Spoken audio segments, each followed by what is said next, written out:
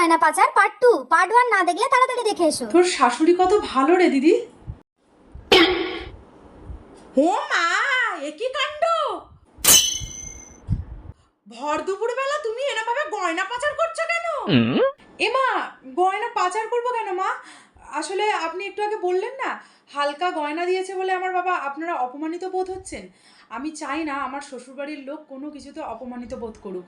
আপনি তো বললেন যে এর থেকে গয়না না দিলে বরং আপনাদের অপমান হতো না, তাই জন্য আমি গয়নাগুলো ফেরত দিয়ে দিচ্ছি মা, যাতে আপনাদের অপমানিত বোধটা না হয়।